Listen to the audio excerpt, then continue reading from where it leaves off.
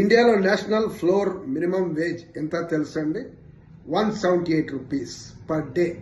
అంటే ఒక వర్కర్కి 178 రూపాయలు రోజుకి కూలీ. ఇది మినిమం వేజ్ సెంట్రల్ గవర్నమెంట్ ప్రకటించింది. అంటే 178లో మీరు బతకొచ్చు అనమాట. 178 రూపీస్ పర్ డేలో బతకొచ్చు. ట్రేడ్ యూనియన్స్ అందరూ 26,000 rupees per month minimum wage ఇవ్వాలి, 26,000 ఇవ్వాలి అని డిమాండ్ చేస్తున్నారు. రేపు జూలై 9th స్ట్రైక్లో అది ఒక పాయింట్. లేబర్ కోడ్లో కోడ్ ఆఫ్ వేజెస్లో ఏం రాసింది? నేషనల్ ఫ్లోర్ వేజ్ ఎంత ఉందో దానికన్నా తక్కువలో ఏ రాష్ట్రం ఇవ్వరాదు, దానికన్నా ఎక్కువైనా ఇచ్చుకోండి బట్ తక్కువ ఇవ్వరాదు.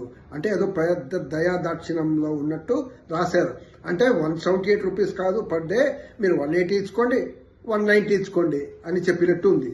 అంటే 190 2000లో బతుకుతారా? మినిమం 1000 పర్ డే ఇవ్వకుంటే ఎట్లా బతుకుతారండి? 26,000 పర్ మంత్ ఇవ్వకపోతే కార్మికుడు రియల్ వర్కర్ ఎలా బతుకుతారండి? సో ఈ రేపు జూలై 9th స్ట్రైక్ డెఫినెట్గా అన్ని ట్రేడ్ యూనియన్స్ కలిసి ఏదైతే పిలిపిస్తున్నాయో న్యాయమైన డిమాండ్ ఈ వేతనం పైన, ఈ లేబర్ కోడ్ ఒక అన్యాయం పైన.